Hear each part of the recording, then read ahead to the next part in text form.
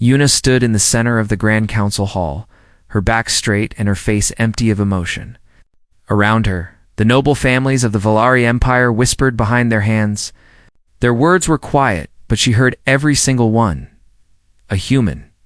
They are giving her to a human. How shameful. The daughter of Lord Kong? Married to a primitive? Earth must have demanded something truly valuable in return. Yuna did not move. She did not flinch. She had been trained since childhood to control her feelings. A noble daughter of the Valari did not show weakness. She did not cry. She did not complain. She obeyed. Her father, Lord Kong, stood before the council with his arms crossed behind his back. He was a high commander of the Imperial fleet, a man who had burned entire planets to protect the Empire. His voice filled the hall like thunder. "The alliance with Earth is necessary," he said. "The dread swarm grows stronger every cycle. We need soldiers. Human soldiers. They breed fast. They fight without fear of death. They are useful tools." Tools. Yuna almost smiled at the word. Her father saw humans the same way he saw warships or weapons. Things to be used and thrown away. In exchange for their soldiers, Lord Kong continued, Earth has asked for access to our medical technology and star maps. They have also requested a symbol of trust between our species. He paused and looked at Yuna. There was no love in his eyes. No regret. Only cold calculation. My daughter will marry their diplomat. She will be that symbol. The council murmured their approval. It was a small price to pay. One daughter for an army. Yuna bowed her head. "I accept my duty," she said. Her voice did not shake. Inside, something cracked, but she buried it deep where no one could see. 3 days later, the human delegation arrived. Yuna watched from a balcony as their ship landed in the palace courtyard. It was an ugly vessel, all hard edges and rough metal. Nothing like the smooth, elegant curves of Valari design. Everything about humans was ugly to her. Their ships, their clothes, their short lives and loud emotions. The delegation walked down the ramp. There were soldiers in heavy armor, diplomats in simple suits, and advisors carrying data pads. Yuna searched for the one she was meant to marry. She found him at the back of the group. His name was Taeho. He was average in every way. Average height, average build, brown hair cut short, a plain face with soft features. He wore no armor, no medals, no symbols of rank. He looked like a clerk or a servant, not a representative of an entire species. Yuna felt her stomach turn with disgust. This was her future husband? This small, quiet creature? She had hoped, foolishly, that Earth would send a warrior. Someone she could at least respect. Instead, they sent this. The formal introduction happened an hour later. Yuna stood beside her father as the human delegation approached. Taeho stepped forward and bowed deeply. It was a Valari bow, not a human one. He had studied their customs. "Lady Yuna," he said. His voice was soft and calm. "I am honored to meet you. I know this arrangement is not your choice. I will do my best to be worthy of your patience." Patience. At love. Not respect. Patience. As if he knew she would never give him more than that. Yuna said nothing. She simply stared at him with cold eyes until he looked away. Her father laughed. "Good. She will train you well, human. Valari wives are not gentle." Taeho only smiled. It was a sad smile, Yuna noticed. But she did not care. The wedding was held 5 days later. It was a grand ceremony, broadcast across the empire. Millions watched as the daughter of Lord Kong married a human. Some saw it as a sign of unity. Most saw it as a tragedy. Yuna wore white and silver, the colors of mourning in Valari tradition. It was her silent protest. Taeho either did not understand or chose not to react. He wore a simple black suit and stood quietly at her side. When the priest asked if she accepted the bond, Yuna spoke the words without emotion. "I accept." When the priest asked if Taeho accepted, he said something unexpected. "I accept her as she is, not as I wish her to be." The words meant nothing to the Valari audience, but Yuna felt them like a needle in her chest.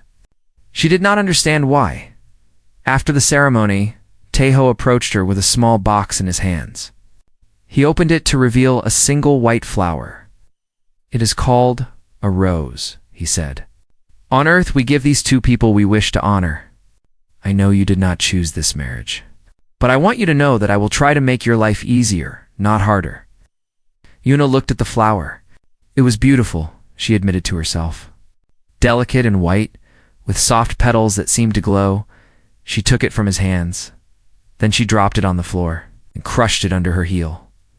The petals broke apart. The stem snapped. Taeho watched in silence as she destroyed his gift. "Do not mistake me for someone who needs your comfort," Yuna said. "You are a tool of politics. Nothing more. Do not forget your place." She expected him to argue, to shout, to show the famous human anger that the Valari whispered about. But Taeho only nodded. "I understand," he said quietly. "I will not forget." That night, Yuna claimed the large bed in their shared quarters. She expected Taeho to demand space, to argue for equal treatment. Instead, he took a thin blanket from the closet and laid it on the floor near the door. "What are you doing?" Yuna asked. "Sleeping," he said. "You did not give me permission to share the bed. I will not take what is not offered." Yuna stared at him. "You are pathetic." Taeho did not respond. He simply lay down, closed his eyes, and was asleep within minutes. Yuna stayed awake for a long time, watching him. She saw his chest rise and fall with slow, peaceful breaths. She saw his hands resting gently at his sides. There were marks on his hands, she noticed. Old scars, faded but still visible. Strange scars that did not look like accidents. She told herself she did not care. She told herself he was beneath her notice. But as the night grew long, she found herself unable to look away. What kind of man accepts humiliation without anger? What kind of man sleeps on the floor without complaint? What kind of man offers kindness to someone who shows him only cruelty? The questions bothered her. They crawled into her mind and refused to leave. She finally fell asleep near dawn, but her dreams were troubled. She dreamed of white roses growing from a field of ash. She dreamed of a quiet voice whispering words she could not understand. And somewhere, deep in her heart, she felt the first crack in the wall she had built around herself. She would not admit it. Not yet, but something had changed. 6 months passed like slow poison. Yuna and Taeho were moved to a border station far from the Imperial Palace. It was called Outpost Vila, a military base floating at the edge of Valari space. The war with the Dread Swarm was growing closer, and the Empire wanted its human soldiers nearby. Yuna hated the station. It was cold, gray, and filled with soldiers who looked at her with pity. "The great Lord Kong's daughter," they whispered. Stuck with a weak human husband on the edge of nowhere, she hated them for their pity. But she hated Taeho more. Every morning he woke before the station's artificial sunrise. He made breakfast. He cleaned their quarters. He organized her schedule and handled her correspondence. He did everything a servant would do. And he never complained. "Your tea, Lady Yuna," he would say, placing a warm cup beside her bed. "Your meetings are arranged," he would say, handing her a datapad. "Your evening meal is ready," he would say, setting out food he had cooked himself. Yuna treated him like dirt. She ignored his meals. She threw away his tea.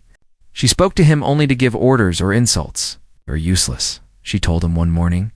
"Even as a servant, you fail." Taeho only bowed his head. "I will try harder tomorrow." She wanted him to fight back. She wanted him to show anger, to prove that humans were the violent animals the Valari believed them to be. But he never did. He absorbed every insult like water into sand and simply kept moving. The Valari nobles on the station enjoyed watching her torment him. They invited her to dinners where they mocked Taeho openly.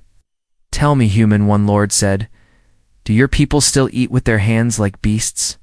"Some do," Taeho answered calmly. "Food tastes better when you touch it directly. There is a connection between hand and mouth that utensils cannot provide." The nobles laughed. They thought he was stupid. Yuna watched his face and saw something else. A flicker of amusement in his eyes. He was playing with them, she realized. He was letting them believe he was a fool. But why? She started watching him more closely after that. She noticed that he woke at exactly the same time every day, no matter how late he went to sleep. She noticed that he disappeared for several hours each afternoon, always returning with damp hair and tired muscles. She noticed that his hands, though gentle when serving her tea, moved with a precision that seemed almost military, and those scars on his hands. She saw more of them now. On his arms when his sleeves rolled up, on his neck when his collar shifted. Old wounds, healed but permanent. Too many to be accidents? One day she followed him. He went to the lowest level of the station, to a training room that was supposed to be abandoned. Yuna hid in the shadows and watched. DeityHFY stood in the center of the room, alone. He closed his eyes. For a long moment, nothing happened. Then he moved. It was like watching water become lightning. His body flowed through forms she did not recognize, strikes and blocks and kicks that blurred together in a continuous dance of violence. He moved faster than any human should be able to move. His fists struck training drones that she had not noticed before, destroying them one by one with single blows. In 3 minutes, he reduced a dozen military-grade drones to scrap metal. Then he stopped. He was not even breathing hard. Yuna's heart pounded. What was he? What had she married? She ran before he could see her that night. She could not sleep. She lay in bed and stared at the ceiling, listening to Taeho's quiet breathing from his place on the floor. Who are you? She wanted to ask. What are you hiding? But she said nothing. Pride sealed her lips. 2 weeks later, a human warship arrived at Outpost Vela. It was a combat vessel scarred from many battles. The crew that came aboard were hard-faced soldiers with cold eyes. Their commander was a man named DeityHFY. He was tall and broad, with a shaved head and hands like hammers. When he saw Taeho, his stern face broke into a wide smile. "Oh, brother," DeityHFY said, grabbing Taeho in a fierce hug. It has been too long. Taeho smiled back. It was the first real smile Yuna had ever seen on his face. Too long, he agreed. Why, Yuna watched them from a distance. She saw how the other human soldiers looked at Taeho, not with pity or confusion. With respect, with something close to worship. Later, she passed by a storage room and heard voices inside. She stopped and listened. They don't know who you are, do they? DeityHFY's voice. Taeho's voice. And I want to keep it that way. Why? These aliens treat you like garbage. One word from you, and they would fall on their knees. That is exactly why I stay silent. I did not come here for worship. I came here because the war is coming, and this station will be on the front line. These people will need protection, even the ones who hate you. A pause. Then Taeho spoke again, his voice soft but firm. Especially them. Hatred comes from fear. Fear comes from ignorance. When the time comes, they will understand. Yuna's hands trembled. What did he mean? What was he waiting for? She got her answer 3 days later. A distress signal came from a refugee transport. It was carrying 5,000 Valari civilians, and it had been attacked by swarm scouts. The transport was disabled and drifting into enemy space. The station commander organized a rescue mission. Yuna watched from the command center as soldiers prepared their ships. Then Taeho stepped forward. I will join the mission, he said. The Valari officers laughed. You, what can a diplomat do in combat? Yuna found herself speaking before she could stop. Yes, what exactly do you plan to do out there? Die first and save us the trouble? The words were cruel. She regretted them immediately, but her pride would not let her take them back. Taeho looked at her. For a moment, his eyes were not soft. They were ancient and deep, filled with something that made her breath catch. I plan to bring those people home, he said simply. That is all? He turned and walked to the hangar. DeityHFY passed Yuna on his way out. He stopped beside her and spoke quietly. You have spent 6 months trying to break him. But you cannot break something that has already been shattered and rebuilt 1,000 times. Watch carefully, princess. You are about to see what humanity truly is. The rescue ships launched into the dark. Yuna stayed in the command center, watching the sensors. She told herself she was monitoring the mission for military purposes, but her eyes kept finding one signal. One small ship. One human pilot. For the first time in her life, Yuna prayed. She did not pray to the Valari gods. She did not know who she prayed to. She only knew she wanted him to come back. The rescue mission was a trap. The dread swarm had been waiting. When the Valari ships reached the disabled transport, 100 bioships rose from the darkness like monsters waking from sleep. The refugee transport had already been consumed. Its passengers were dead. Their screams still echoed on the emergency channels. Taut. Half. The rescue fleet was destroyed in the first minute. Yuna watched the battle from the command center. Her face was pale, but her voice was steady as she relayed orders. Retreat. Fall back. Protect the station. Then the sensors screamed a new warning. More swarm ships were coming. Not 100. Not 1,000. Tens of thousands. A full invasion fleet, led by a flagship the size of a moon. The Hollow King himself had come. By the ancestors, the station commander whispered. They planned this. The refugees, the rescue mission, it was all a trap to draw out our forces. Outpost Vela was exposed. Half its defenders were dead or scattered, and now the full might of the dread swarm descended upon them. The first wave hit the station like a hurricane. Bioships crashed into the outer hull, releasing swarms of warrior creatures that tore through metal and flesh alike. Alarms screamed. Lights flickered. The smell of blood and smoke filled the air. Yuna grabbed a rifle from a dead soldier and ran. She fought through corridors filled with chaos. Valari soldiers fell around her, torn apart by swarm beasts with claws like swords. She fired again and again, training keeping her alive where others died. She found her father in the main corridor near the command center. Lord Kong was wounded, his leg torn open by a swarm creature. He leaned against a wall, surrounded by the bodies of his guards. Father? Yuna ran to him. Daughter. His voice was weak but proud. You should not be here. Run, escape. The station is lost. I will not leave you. Lord Kang laughed bitterly. Stubborn child. You were always stubborn. He gripped her arm with bloody fingers. I was wrong to give you to that human. I thought I was trading something worthless. But you were never worthless. You were my greatest treasure. I was simply too blind to see it. Yuna felt tears burn her eyes. Father, go. Live. That is my final order. A roar shook the corridor. A massive swarm beast rounded the corner, its eyes burning with hunger. Lord Kang pushed Yuna behind him and raised his blade. The beast charged, and then it exploded. A figure dropped from the ceiling, moving so fast it seemed to blur. A blade flashed. The beast's head separated from its body and rolled across the floor. Yuna stared. Day One stood before them, his armor covered in alien blood.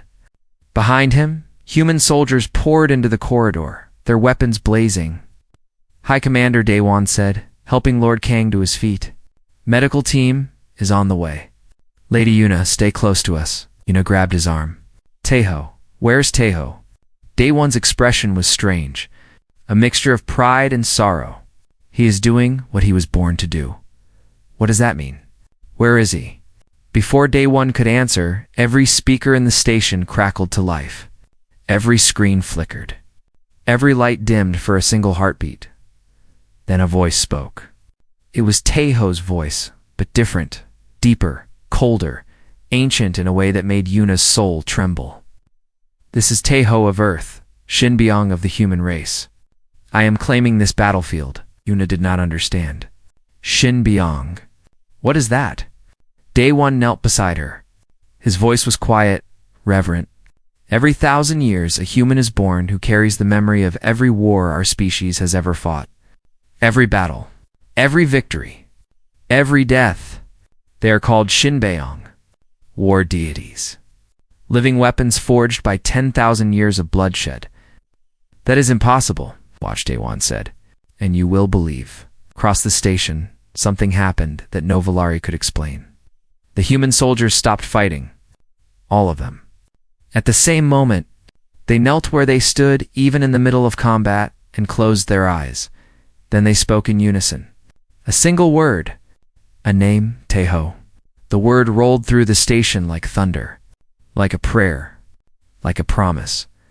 And somewhere outside, on the cold surface of the station's hull, a man stood alone against an army. Teho wore armor that had not existed moments before. It covered him from head to toe, black as void and traced with lines of burning gold. The symbols on the armor were older than the Valari Empire, older than human civilization. They were the marks of every war humanity had survived, written in a language that only blood could teach. The swarm surrounded him. Thousands of creatures pouring from their ships like a living flood. They sensed his power and feared it. But the Hollow King drove them forward. Teho did not wait for them to attack. He moved to Valari's eyes. It looked like teleportation. One moment he stood still. The next he was among them, his blades singing. Creatures died before they could scream. Bodies fell in pieces. Blood froze in the vacuum of space and shattered like red glass. He did not fight like a soldier. He fought like a force of nature. Like gravity, like death itself, the swarm threw everything at him. Warriors, beasts, living bombs that exploded with enough force to crack starship hulls. Nothing touched him. Nothing slowed him. Yuna found a working view screen and watched. She could not breathe. She could not think. She could only witness this was her husband. This quiet man who made her tea and slept on the floor. This gentle soul who accepted her cruelty without complaint. He was a god of war wearing human skin. DeityHFY cut his way through the swarm fleet toward the Hollow King's flagship. Ships tried to stop him. He tore through their hulls with his bare hands. Creatures tried to swarm him. He killed them so fast that their bodies formed a trail behind him like a comet's tail. The Hollow King waited on his throne. Watching the slaughter, he was ancient, older than stars, and he had never known fear. He learned it now. Teho landed on the flagship's bridge. He walked toward the throne, his armor dripping with the blood of 1,000 dead swarm. He did not hurry. He did not slow. He simply walked. And the Hollow King's guards died trying to stop him. The final confrontation was broadcast across the galaxy. Every species with a receiver watched as the human approached the monster. The Hollow King rose from his throne. He towered over Teho, his body a nightmare of bone and shadow. "What are you?" the Hollow King demanded. Teho removed his helmet. His face was calm. His eyes were ancient. "I am the memory of every human who ever raised a weapon against the dark," he said. "I am the child of a species that refused to die. I am the answer to every prayer whispered by the innocent you have slaughtered." He lifted his blade. "I am humanity's war, and you have lost." The Hollow King attacked with all his terrible power. DeityHFY broke him. The battle lasted 11 seconds. When it ended, the Hollow King's body was torn in half, and Teho stood over the pieces with blood running down his face. "Humanity remembers," he said to the stars. And then he fell. The swarm fleet collapsed, without the Hollow King. The creatures lost their unity. They turned on each other, driven mad by the sudden silence in their hive mind. Ships crashed into ships. Beasts tore apart their own kind. Within an hour, the greatest threat the galaxy had ever known destroyed itself in a frenzy of confusion and terror. But Yuna did not care about the swarm. She cared only about the man. Floating in the void, "I need a rescue pod," she said. Her voice was iron. Now, the station was still burning. Half the corridors were blocked with debris. Medical teams were overwhelmed with wounded soldiers and civilians. And yet when Lady Yuna spoke, people moved. A young officer brought her to a small emergency pod. "Lady Yuna, it is dangerous out there. The debris field alone could I do not care." She climbed into the pod and sealed the hatch. "Send me the coordinates of his last position." The officer hesitated. "My lady, he may already be. Send them." The coordinates appeared on her screen. She launched the pod into the darkness. Space was chaos. Broken ships tumbled through the void. Bodies of swarmed creatures drifted like grotesque stars. Fires burned in the wreckage of destroyed vessels. Fed by leaking oxygen until they choked and died, Yuna flew through the nightmare, her eyes fixed on the sensor display. She was not a pilot. She had never flown a rescue pod in her life. But desperation was a powerful teacher. She found him near the remains of the Hollow. King's flagship Taiho floated among the debris, his armor cracked and dark. The golden lines that had blazed with power were now dim, barely flickering. His body was broken. She could see that even through the pod's small window. Burns covered his exposed skin. His left arm hung at a wrong angle. Blood crystallized around a wound in his side. But he was alive. The pod sensors confirmed it. His heart still beat, slow and weak, but beating. Yuna opened the pod's retrieval arm and pulled him inside. She sealed the emergency hatch and flooded the cabin with oxygen. Then she removed her outer robe and pressed it against his wound. "Do not die," she said. Her voice cracked. "Do you hear me? I did not give you permission to die." Taiho's eyes opened. They were dim, exhausted, but somehow still soft. "Lady Yuna," his voice was barely a whisper. "You came? Of course I came, you fool." Tears ran down her face. She did not try to hide them. "You are my husband." "Where else would I be?" He smiled. It was the same sad smile he had worn on their wedding day. But now she understood it. It was not the smile of a weak man accepting defeat. It was the smile of a tired warrior who had finally found something worth protecting. "I am sorry," he said, "for hiding the truth. I did not want you to see me as a weapon.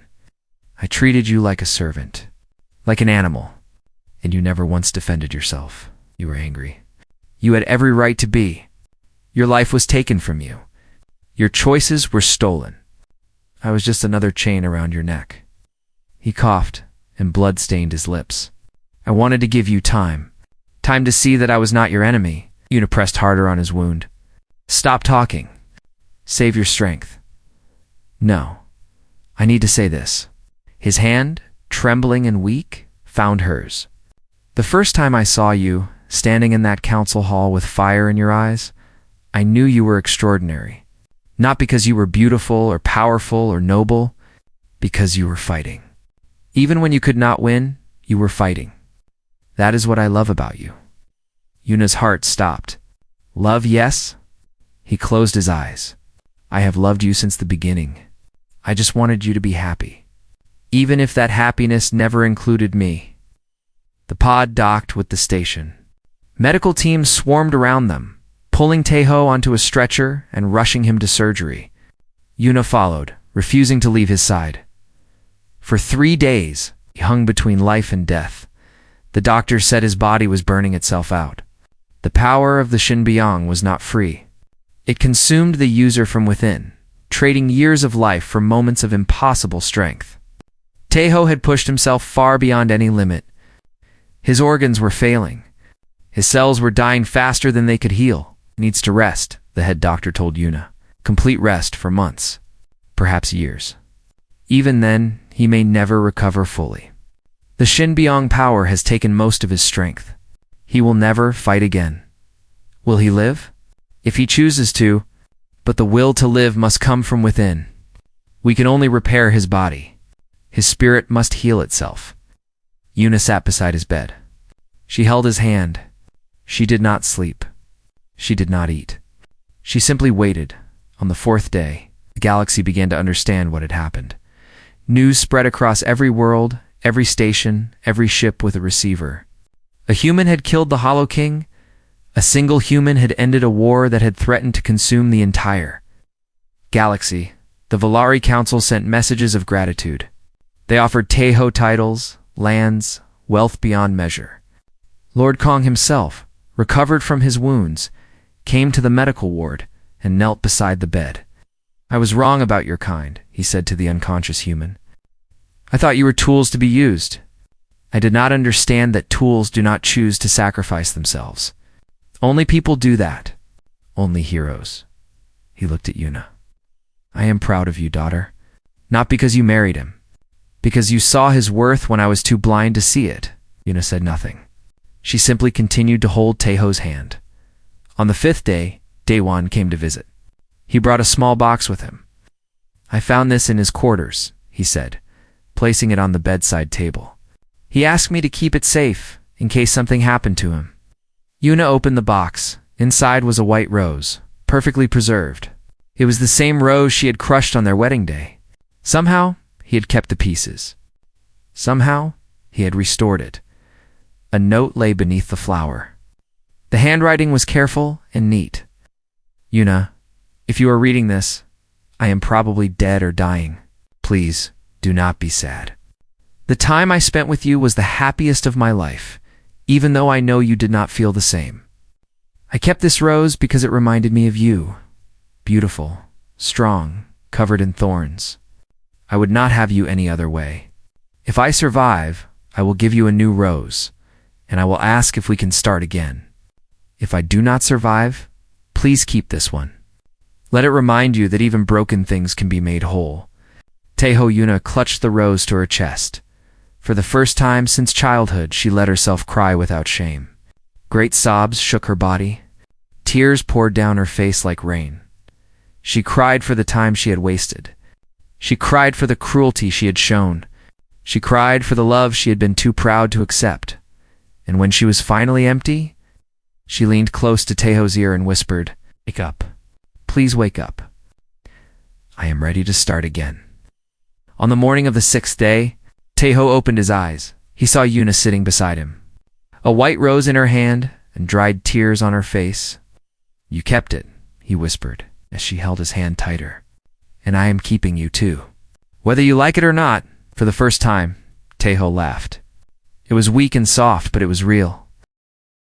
And Yuna smiled back. 1 year passed. The galaxy rebuilt itself from the ashes of war. The dread swarm, without the Hollow King to guide them, scattered to the dark edges of space. Some said they would return one day. Others said they were finished forever. No one knew for certain, but one thing was certain. Everything had changed. Humans were no longer seen as primitives. They were no longer tools to be used and discarded. The image of Taeho standing alone against an army had burned itself into the memory of every species in the galaxy. When humans walked into a room now, people stood aside. Not from fear, though there was some of that.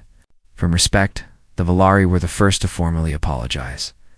The Grand Council issued a declaration recognizing humans as equals in all things. Trade agreements were rewritten. Old insults were officially withdrawn. Statues of Taeho appeared in Valari cities, standing next to their own ancient heroes. Taeho hated the statues. "They make me look too serious," he complained, staring at a holographic image of the latest one. "I do not walk around with my jaw clenched like that," Yuna laughed. It was a sound she made often now. "You are a war deity. They cannot make a statue of you smiling and cooking breakfast." "I am very good at cooking breakfast." They lived quietly now, far from the politics of empires and the noise of fame. Taeho had requested a small house on Earth, on a mountainside overlooking a valley filled with flowers. The Valari had offered him palaces. The humans had offered him command of entire fleets. He had refused everything. "I spent my whole life preparing for war," he told Yuna. "Now I want to learn what peace feels like." His body had never fully recovered. The doctors were right. The power of the Shin Byung had burned too much of him. He could not run anymore. He could not fight. Some days, the pain was so bad that he could barely walk, but he never complained. He simply adjusted. He found new things to love: gardening, reading, watching the sunrise with a cup of tea. In his hands, and Yuna was always beside him. She had changed more than anyone thought possible. The cold princess who crushed roses under her heel was gone. In her place was a woman who brought her husband medicine when his wounds ached. A woman who read to him when his eyes grew tired. A woman who held him through the long nights. When old memories surfaced and made him tremble, she refused all offers to return to Valari society. When her father begged her to take a position on the council, she shook her head. "My place is here," she said. "With him, but you are nobility. You have responsibilities to our people. I have a greater responsibility. I spent 6 months treating him like an animal. I have a debt that requires a lifetime to repay. Lord King did not argue. He understood duty better than anyone. One evening, as they sat on the porch, watching the sun sink behind the mountains, Taeho turned to Yuna with an unusual expression on his face.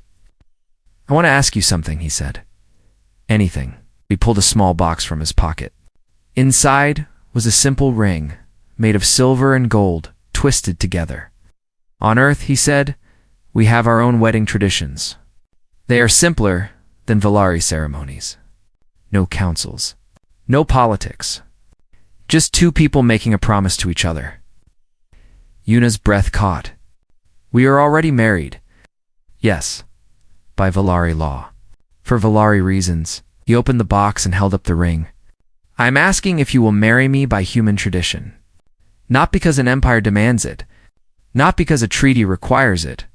Just because I love you, and I want to spend whatever time I have left with you by my side." Yuna looked at the ring. It was not fancy. It was not expensive. It was perfect, as she said. Her voice was thick with emotion.